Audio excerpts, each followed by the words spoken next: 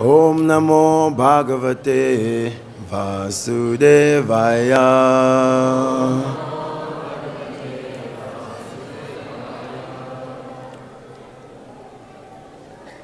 Hare Krishna, dear devotees. I'd like to offer my respectful obeisances to all the assembled Vaishnavas, so many esteemed Vaishnavas, my seniors, my well-wishers, my inspiration. I beg for your mercy to be able to speak something that will inspire devotion in our hearts. Srila Prabhupada Ki Jai. We're reading from the Srimad Bhagavatam, the 10th canto, chapter 25, entitled Krishna Lifts Govardhana Hill. We'll be reading from text 10 to text 13. As the clouds release torrents of rain as thick as massive columns, the earth was submerged in the flood, and high ground could no longer be distinguished from low. Text 11. The cows and other animals, shivering from the excessive rain and wind, and the cowherd men and ladies, pained by the cold, all approached Lord Govinda for shelter. Trembling from the distress brought about by the severe rainfall, and trying to cover their heads and calves with their own bodies, the cows approached the lotus feet of the Supreme Personality of Godhead. Krishna, Krishna Mahabhaga, Tvannatam Gokulam Prabho, Tratum Arhasi Devana, Kupitat Bhakta Vatsala. Krishna, Krishna. O Krishna. Krishna. Mahabhaga. O all fortunate one. Tvatnatam, whose master is yourself. Gokulam, the community of cows. Prabho, O Lord. Tratumarhasi, kindly protect. Devat, from the demigod Indra. Naha, us. Kupitat, who is angry. Bhaktavatsala, O you who are very affectionate to your devotees. Translation and purport by the disciples of His Divine Grace, Srila Abhayacharana Ravinda Bhaktivedanta Swami, Srila Prabhupada. Please repeat. The cowherd men and women addressed the Lord. Krishna, Krishna, O most fortunate one, please deliver the cows from the wrath of Indra. O Lord, you are so affectionate to your devotees. Please save us also. Purport. At the time of Lord Krishna's birth, Gagamuni had predicted, Anena Sarvadugani Yuyam Anjas Tarisyata. Srimad Bhagavatam, 10th canto, 8th chapter, text 16. By His grace, you will easily cross beyond all difficulties. The residents of Vrindavan were confident that in such a great emergency, Lord Srinarayan would empower Krishna to protect them. They accepted Krishna as everything, and Krishna reciprocated their love. Om Jnana Timirandasya Jnananjana Shalakaya Chakshurun Militam Yena Tasmai Shri Gurave Namaha Shri Chaitanya Manobishtam Stapitam Yena Bhutale Swayam Rupa Kadamayam Dadati Swapadantikam Vandeham Shri Guru Shri Yuta Padakamalam Shri Gurun Vaishnavamscha Shri Rupam Sagrajatam Sahagana Ragunatam Vitam Tam Sajivam Sadvaitam Savadutam Parijana Saitam Krishna Chaitanya Devam Shri Radha Krishna Padan Sahagana Lalita Shri Vishakan Vitamscha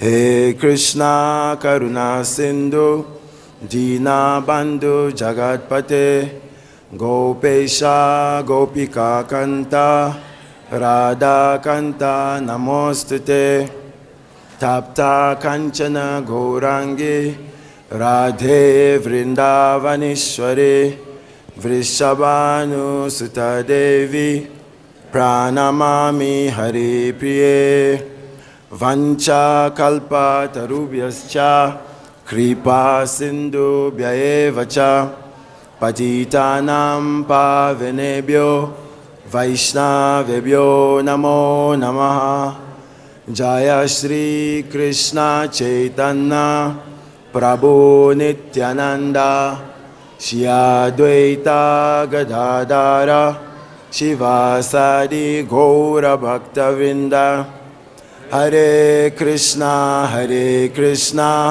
Krishna Krishna Hare Hare Hare Rama Rama Rama Hare Hare Mukham karoti vachalam pangum langai tekrim Yat kripa tamaham vande Shri Gurum Dinatarinam Paramananda Madhavam Shri Chaitanya Ishwaram.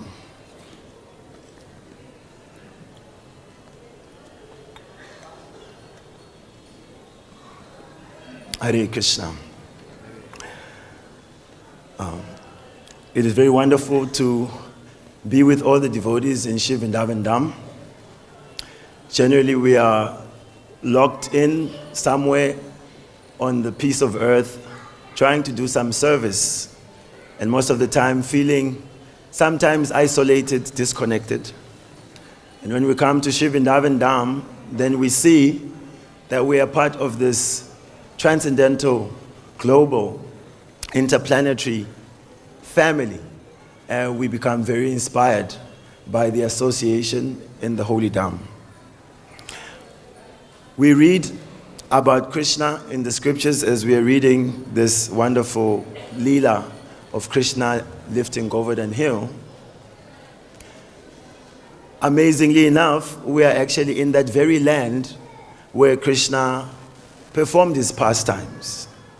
Now that is very special, because the Supreme Personality of Godhead is not someone who is easy to access, but to speak of being able to be in his very own place.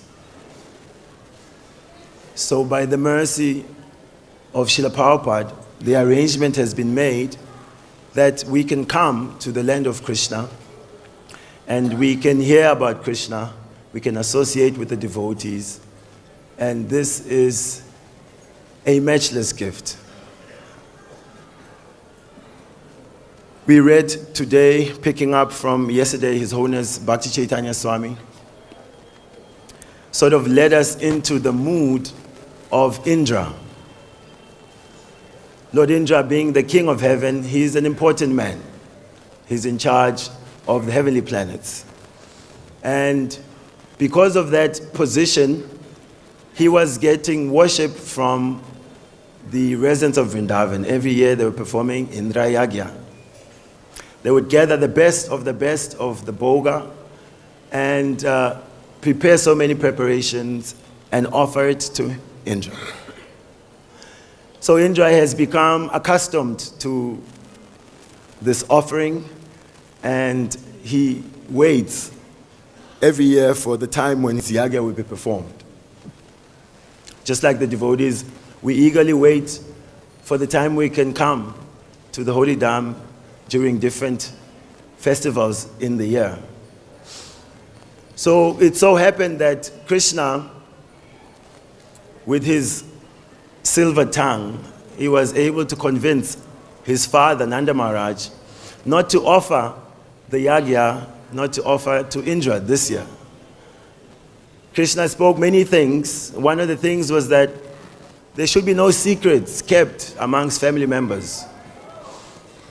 Why are we performing this yagya?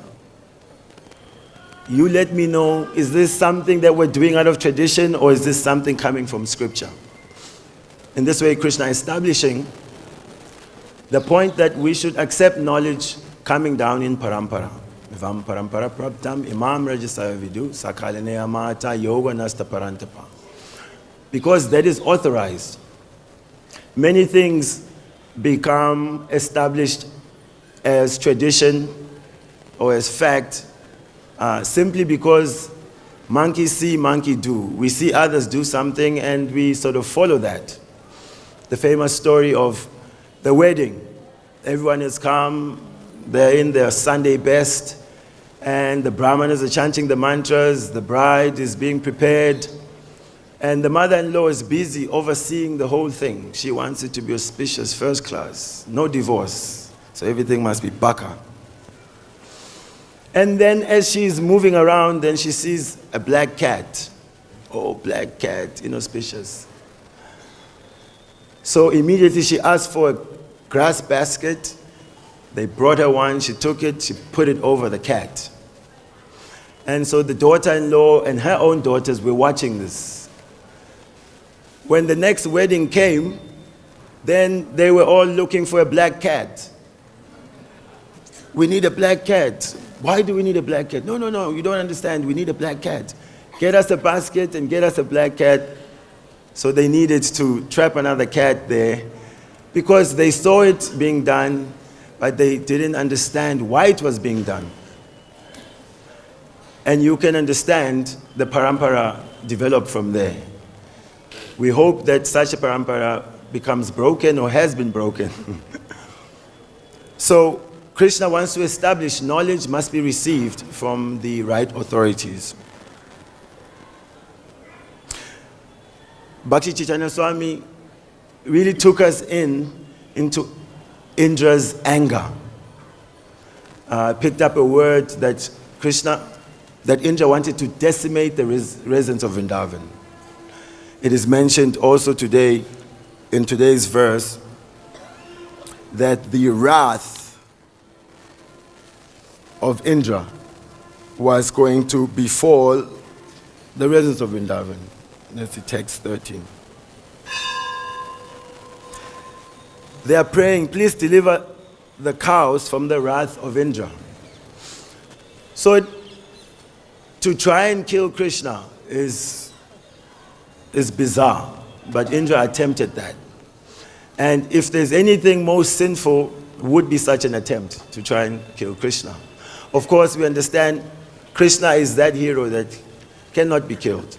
No one's equal to him or above him. He is the supreme controller. So Indra was doomed to fail. So today I just want us to try and take ourselves into the scene in Vrindavan where these terrible clouds, the Samvataka clouds, they are reserved for destruction. They have appeared, as we heard, from the northern side, and it has become very dark. Terrible winds are blowing, howling everywhere. And it is said these clouds were dropping rain as thick as columns, Prabhu. Maharaj is mentioning as thick as elephants. Not just the elephants we see locally, but I guess some intergalactic type elephants. Huge clouds, huge columns of rain, lots of dust everywhere, and the residents are beginning to cry out. The cows are feeling distressed. The animals, they are shivering from the excessive rain and wind. And so the cowherd men and ladies, pained by such conditions, they approach Lord Govinda for shelter. It is interesting in the purport that it is mentioned that by the disciples that the residents of Vrindavan were confident that in such a great emergency, Lord Shri Narayan would empower Krishna to protect them. Yet we hear in the prayer, Krishna, Krishna, O most fortunate one, please deliver the cows from the wrath of Indra. O Lord, they address him as the Lord. So although Vrindavan is famous for being covered by the mood of sweetness, that the devotees, they forget Krishna's position as God. Still, that comes out of them when they are in danger. So Krishna, like any hero, wants to be needed. Krishna wants to save his devotees. He also has a service. He wants to do something. And so the greater the danger, then the greater the need for the devotees to be saved by Krishna. Although they consider him to be a village friend, just a clown, still, some may think that he has a special position. Why? Because it was mentioned by Garga Muni that Krishna, Anena Sarvadugani Yuyam Anjas Tarisyata, that this child, by his grace, you shall be delivered and you will be easily able to cross over all difficulties. So we can note this quality of Krishna, because the material world means difficulties. Is there anyone here who can say that they have not experienced any difficulties? The Bhagavatam says 2 people like that are happy. They have no difficulties. Oh, I remember you, Hare Krishna. You say you have not experienced any difficulties. Wonderful. We have to inquire later. What is your formula?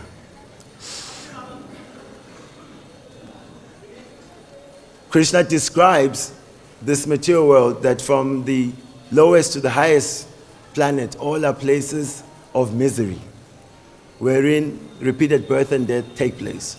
Krishna says, Padam Padam Yad Vipadam Natesham. So he satisfies that this place will give us difficulties. Of course, some special souls may get some special protection not to experience difficulties. So these difficulties are Krishna's blessing upon us. In South Africa, near important buildings, shopping malls, or government places, just like we can see here around this tamal tree, there's this embankment where people sit. So they will put spikes on the seat. The spikes are such that, just as we put for the pigeons sometimes, to discourage the pigeons from sitting there and making a home and enjoying life. So every time we see these spikes, we are reminded that this material world is not for us to relax and enjoy. So Krishna has put this ingredient of suffering, of distress, dissatisfaction, as a type of impetus for us to feel that we are not in the right place. I want to be happy, I want to be free from anxiety, but I'm going through anxiety at every step. Why? When we ask these questions, then the Lord who's in the heart will provide such answers. Then we get to understand, no, it's by design. And it's meant to encourage you to look for that place without miseries. So when the miseries arose in Vrindavan, naturally the residents of Vrindavan, they call on Krishna.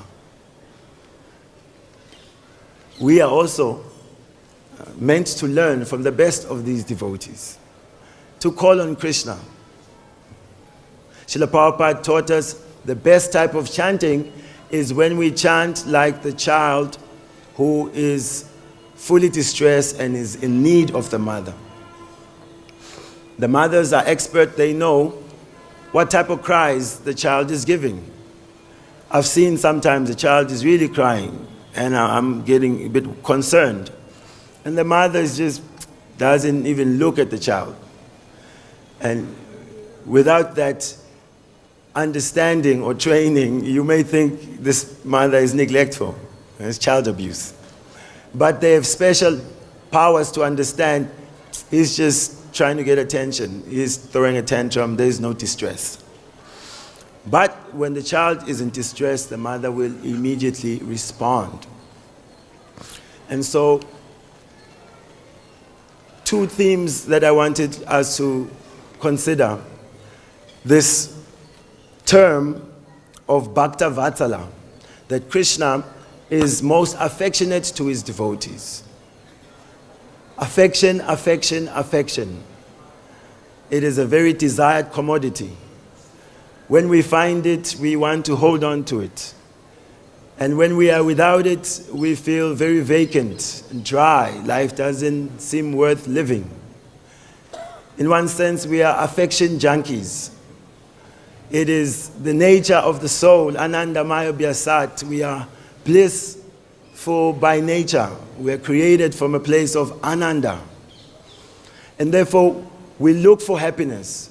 And we look for places and spaces where we feel the affection of those who are present. Without such affection, there would be no Hare Krishna movement. Srila Prabhupada would say that I have not paid these American and European boys and girls any money. Neither am I giving them any sort of first-class facility. In their countries, they're the best of the best. Yet, they are ready to do anything that I ask them to do. So why were the devotees giving so much surrender? Because they experienced the affection of Srila Prabhupada.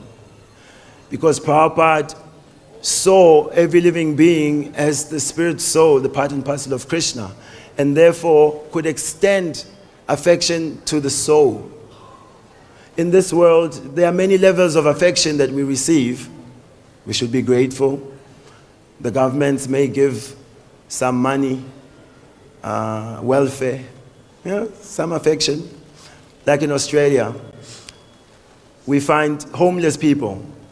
They may have like very thick mattresses on the side of the street. They have, packet of cigarettes and groceries.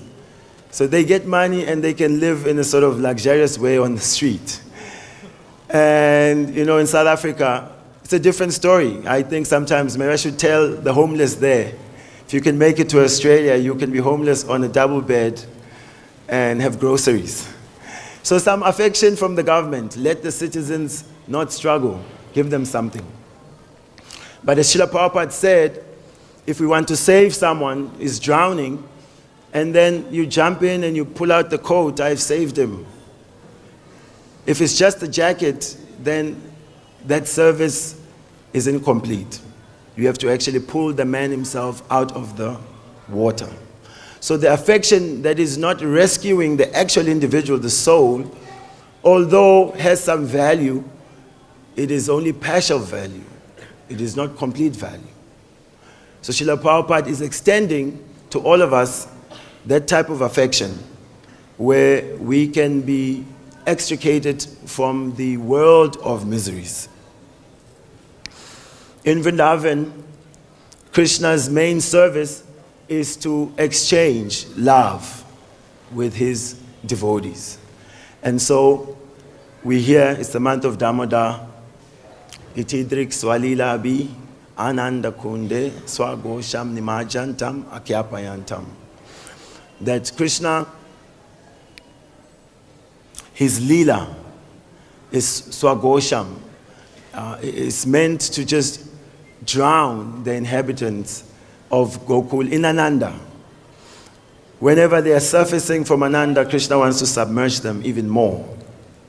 So Indra has been used in one way to attack Vrindavan so that Krishna can reciprocate for a whole week with all the residents of Vrindavan who are in all different rasas with him.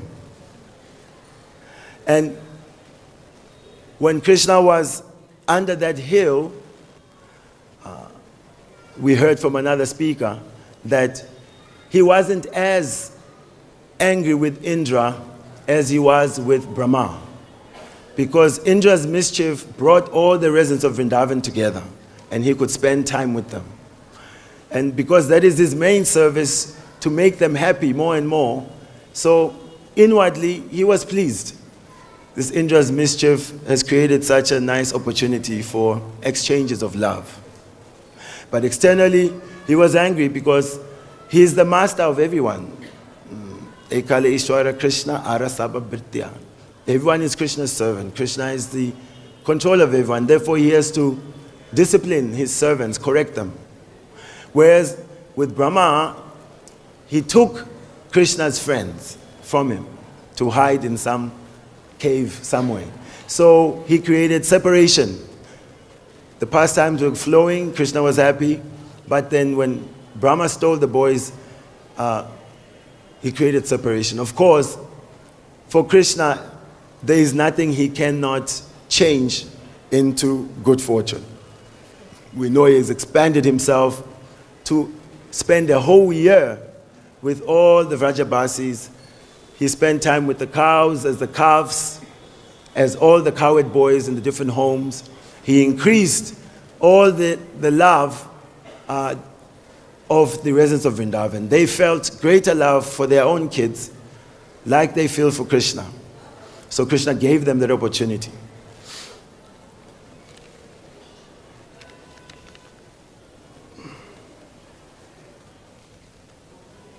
So Krishna is Bhaktavatsala, means he's the supreme friend. So supreme means he's God. And this godhood, it evokes a sense of submission. He is God, I should submit, and in this way, surrender. But he is supreme, he is God, I need to surrender. Still his friend. Friend brings about affection. And from affection, we want to act and appreciate the sweetness of our beloved. So Krishna is simultaneously God, and here he is the sweetest and dearest of friend, and also he is the most affectionate of all people. A shout out to the devotees of Bangladesh who live in Singapore. We hear of the culture of Mahaprabhu, how it is, the Vaishnav culture is full of loving exchanges. And when you experience those Vaishnavas who are steeped in this mood of Sri Chaitanya Mahaprabhu, you feel that no one has ever loved you in your life. I was thinking, oh, my parents tried, but because the Vaishnavas, they see you for your highest potential. They'll see you as the best of devotees, and you are thinking, I'm such a low-class person. They think, no, Prabhu, you are preaching the message of Lord Chaitanya. How can we serve you? How can we serve you? And then you desire to become that type of Vaishnava who is worthy of the honor of these actual Vaishnavas. So in these exchanges of the devotees, each one feels that the other is very dear to Krishna and is serving Krishna the best, and they aspire to become just like that devotee. So as each one tries to improve, they become wonderful to experience. And then the other also sees, oh, you have become such a nice servant of Krishna. They become inspired. And so it's an eternal competition where the Vaishnavas, with their desire to please Krishna, are becoming improved and improved, more and more perfect ad infinitum. So not only is Krishna so sweet and a reservoir of this sweetness, also the devotees are full of that type of sweetness. So it is affection loka.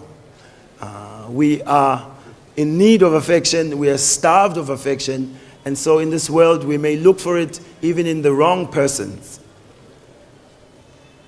But if we turn our attention to Krishna, as we are forced by the Srimad Bhagavatam lovingly, Atashi Krishna Namadi Nabave Gramindriya Sevon Mukehi Jivado Swayameva Spuratyada. Who can understand Krishna's name, his qualities, his activities with their blunt material senses? It's impossible. But one who begins service, and service with this tongue, Jivado, chanting the glories of Krishna, chanting the holy name of Krishna, then the tongue is purified. The consciousness is purified.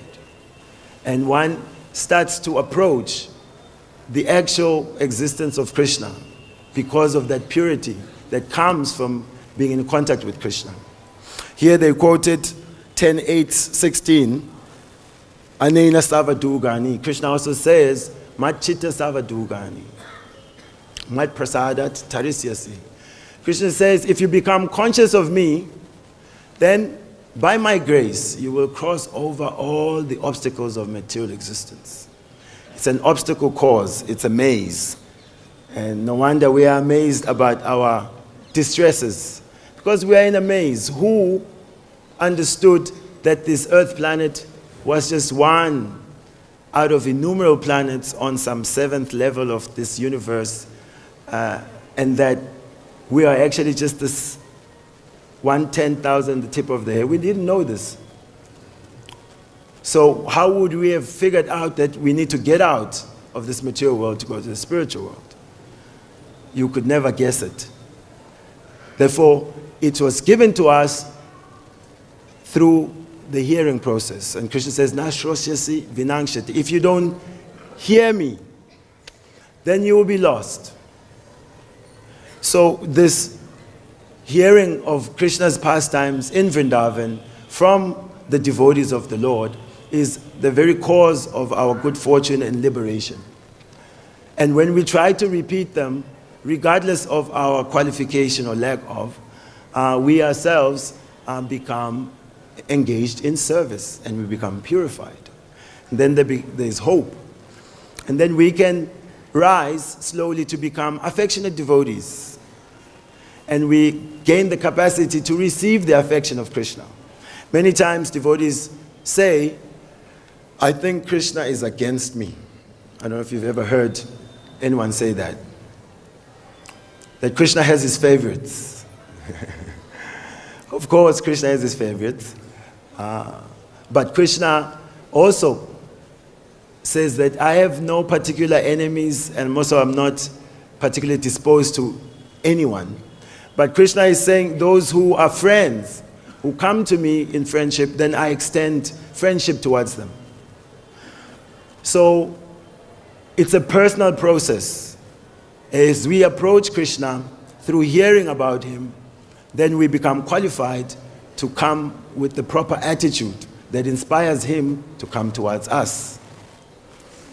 As Srila Bhaktisiddhanta Saraswati Pad had said, don't try to see Krishna, but act in such a way that Krishna wants to see you. The residents of Vrindavan, they are screaming, Krishna, Krishna, Mahabhaga, you are the most fortunate person. Please save us from the wrath of Indra. They are distressed. And they call out in full voice to Krishna. And Krishna has sworn to protect the residents of Vrindavan. Krishna's one quality is that he's a pleasing talker. When he was dealing with Kaliya, he had stomped on Kaliya's heads, and Kaliya was spitting blood, and he was starting to understand that life is nearing the end. Krishna then apologized to Kaliya. Look, I'm sorry that I had to deal with you in such a way, but look, I've made it my vow, my promise, to protect the residents of Vrindavan. And you are polluting the Yamuna and therefore putting my cows in danger. Brahmanya Devaya Go Brahmanetacha. That Krishna, he values the Brahmanas and the cows, but especially he values the cows. And so anyone who is putting the cows in distress, we can understand, is not pleasing to Krishna. No matter how we cut it. But because the masses of the people don't understand this, I tell you, closing story. My mother, she's a Catholic woman. When I got involved with this Krishna consciousness, she was worried. What happened? Why? She told me a few years later, oh, you were baptized, but you were not confirmed. Maybe that's what we didn't do right. Anyway, I've seen her over the years become such a fan of Krishna.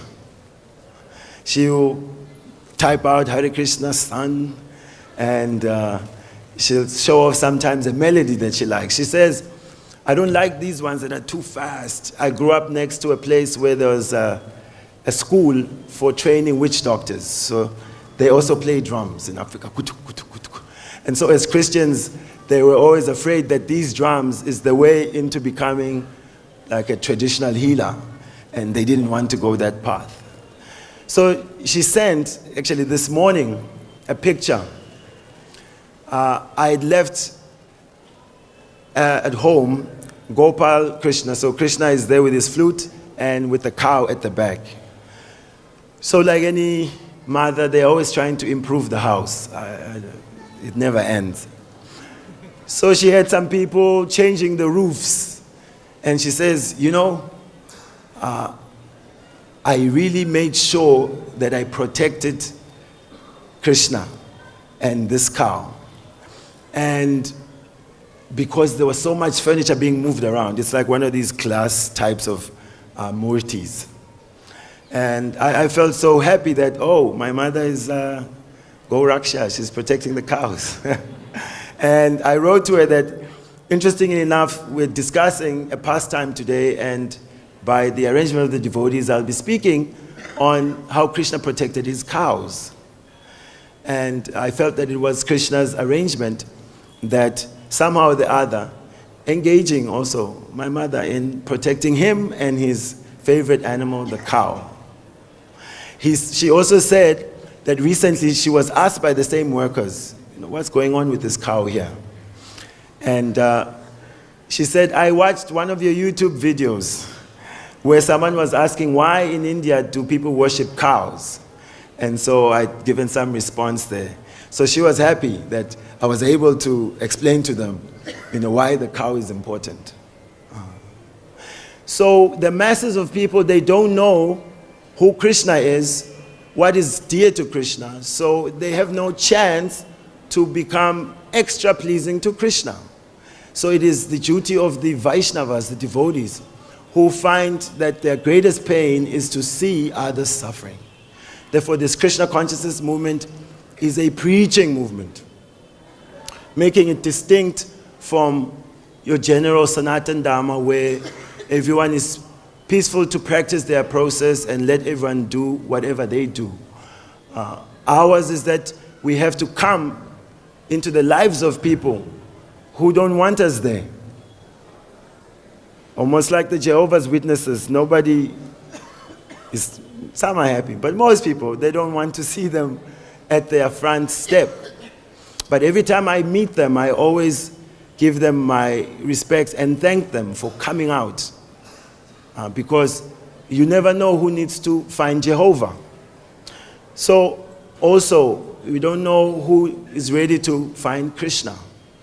So our movement is, we go out there and we tell people about this young boy who picks up a hill, and in some later date, they can come to this very place and they can go and circumambulate the same hill that Krishna lifted. It's a magical experience where we verify the theories that we are hearing in the scriptures, direct sense perception. In Vrindavan, we feel that Krishna is here. His Holiness Kadamba Swami said, we are all addicted to some sort of comforts. The nature of the body is that it gives us problems. He said, we can list probably well into the hundreds different aspects about Vrindavan that cause us distress, things that are troubling, that we don't like. But still, we come to Vrindavan. Why we come to Vrindavan? Because it is Krishna's place. And we can perceive the presence of Krishna. We can better appreciate the activities of Krishna. And we feel a particular affection for Krishna. And the distressful conditions which are external are Krishna's mercy so that we don't relax. Because imagine if this Vrindavan was, as we read in the Bhagavatam, one of our devotees, when he was about 9, grew up in a family of devotees. So he read Krishna book and he heard about Govardhana and how there were waterfalls of fruit juice and all sorts of wonderful peacocks and really paradise. And the parents brought him to Vrindavan. Hey, I want to go to Govardhana, I want to go to Govardhana. They took him there. He was hysterical. This is not Govardhana. Because he wanted to see all that beauty that is describing the Vrindavan that we cannot see with our mature eyes. So if we were seeing that in conditioned consciousness, then it would be a relaxation place, a spa, where we're just sipping drinks with umbrellas and we are chatting about other similar pretty places. So Krishna has put a bit of tapasya in here so that jiv jago. We are uncomfortable in the material world, but he's very close by that we can take shelter of him. And we can become like these residents of Vrindavan. So please, together may we call out Krishna's name. Krishna, Krishna. Krishna, Krishna. Krishna, Krishna. Krishna, Krishna. Mahabhaga. May that Lord Krishna hear our calls, and may we get the mercy of the devotees to call him with a more sincere heart, and that one of these fine days, when we call him, he will appear before us, and our lives will be more than glorious. Jagat Guru Srila Prabhupada ki, Shri Vrindavan Dham ki jai, Gaur Premanande. If there are any comments, corrections, chastisements. Hare Krishna.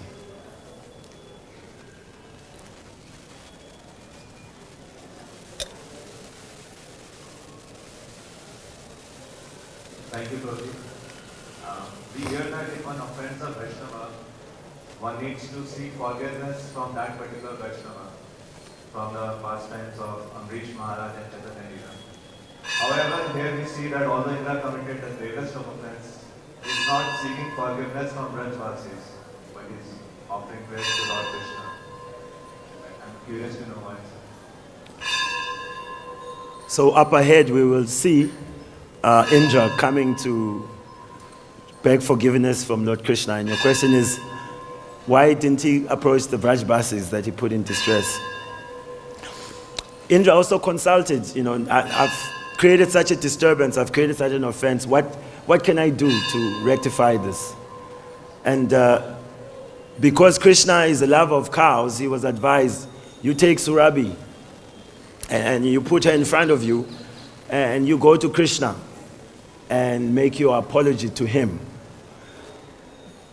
If we look at it in a situation where at work, Krishna is the boss and Indra is one of his managers, department managers, and he's done some big mistake, and so he's looking at the line of command, and so he has to go to the big guy. But he's looking how to butter him up, how to soften him. And he didn't necessarily use the Vaishnav method, but he looked to go directly to where he has caused problems.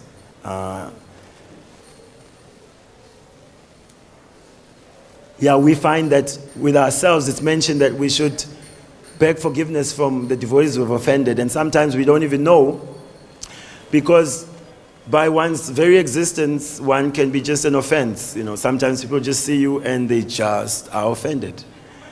And I want to apologize to any devotees who have offended just by existing. It's possible. We see Rupa Goswami is meditating and seeing the funny pastimes where Krishna lets Radharani get yanked up by a branch, He lowered it, she held to it, and he let go, and he's laughing, enjoying. And a Vaishnav happened to walk by who had a disability, had a bit of a peculiar walk. And he's smiling, appreciating the Leela, and the Vaishnav is thinking, oh, I thought he was an advanced soul, and he's laughing at my disability.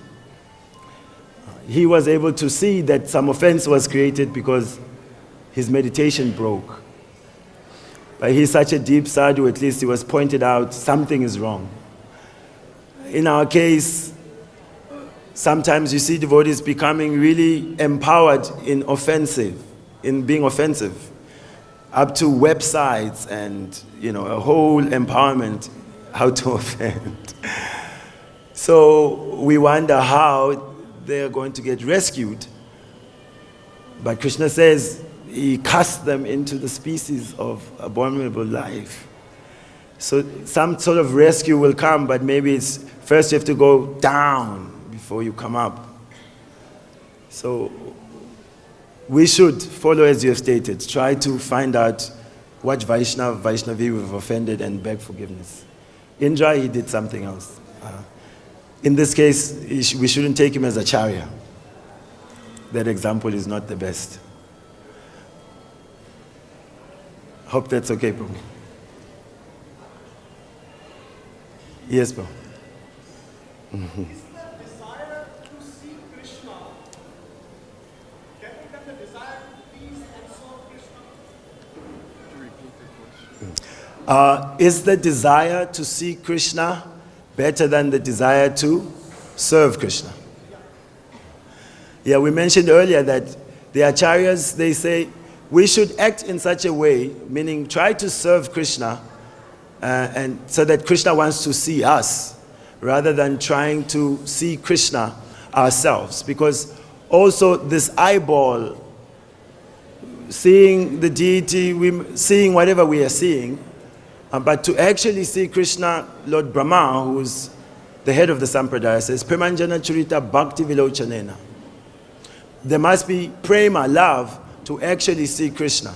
So first we want to practice to serve Krishna through the medium of his devotees, and that hopefully Krishna may want to see us. So better to not want to see Krishna, but hope Krishna wants to see you. No, but if I just sit in one corner in Vrindavan and I don't act, okay, I just sit there, just relax and sit there, and my only desire is to see Krishna. What about that? Try it, Prabhu. Krishna is very kind. He may reciprocate. Some people wanted to steal things from Krishna. And he came to Vrindavan because he heard that Krishna has all these jewels and opulence, and he's just walking around without any chaperone. And so that desire wasn't the right one to rob Krishna. But he came to Vrindavan and Krishna was kind, appeared before them, they came, he's such a nice boy. They were able to interact with Krishna. By that interaction with Krishna, he's a Papa Vidam, he purifies anything and everyone who comes in contact with him. So any desire, we say, towards Krishna is very nice. But there's always gradations of how to properly desire, and the acharyas try to help us understand how to best position our desires in Krishna consciousness.